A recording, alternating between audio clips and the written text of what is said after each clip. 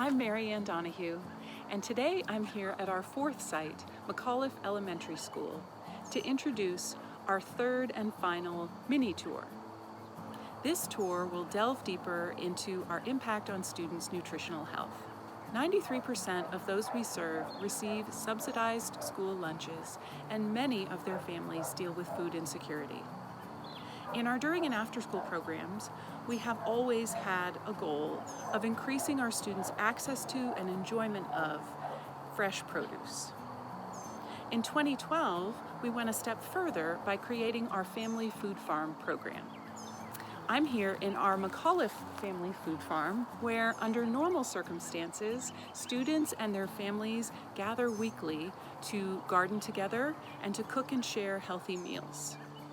We now have 3 food farms, which serve approximately 175 people each year.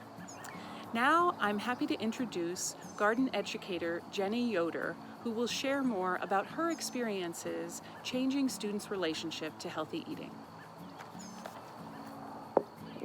Hi, I'm Jenni Yoder, and I'm a Global Gardens educator here at Eugene Field Elementary. So, it's the age-old problem, right? Kids just don't like vegetables. But if you spend very much time around Global Gardens, you see so much evidence to the contrary. We found that if you include students in the planning, preparing, cooking process, they actually are excited to try vegetables, not just hesitantly, begrudgingly willing. Harvest time is such an exciting time of year around here.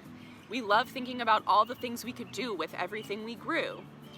For during school classes, sometimes students just want to plant a bunch and then decide what to do with their harvest later.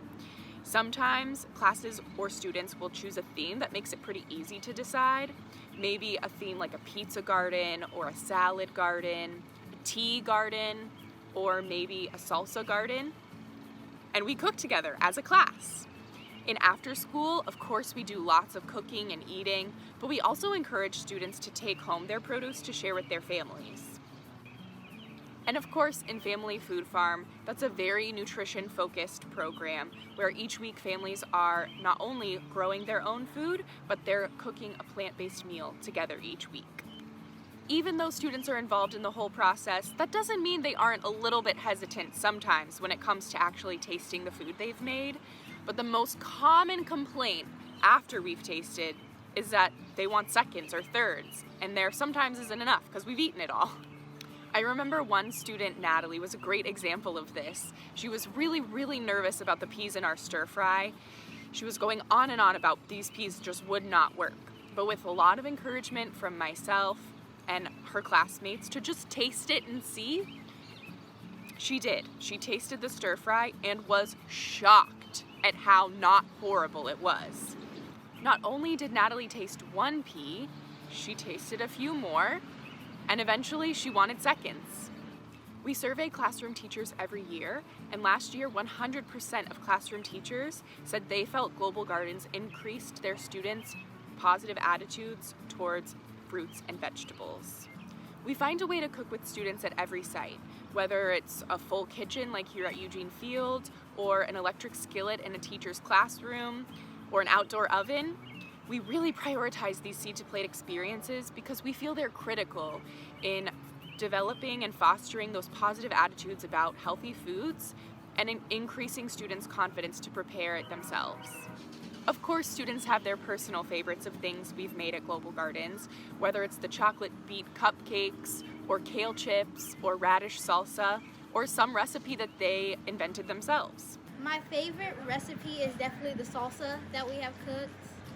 The salsa is very good, and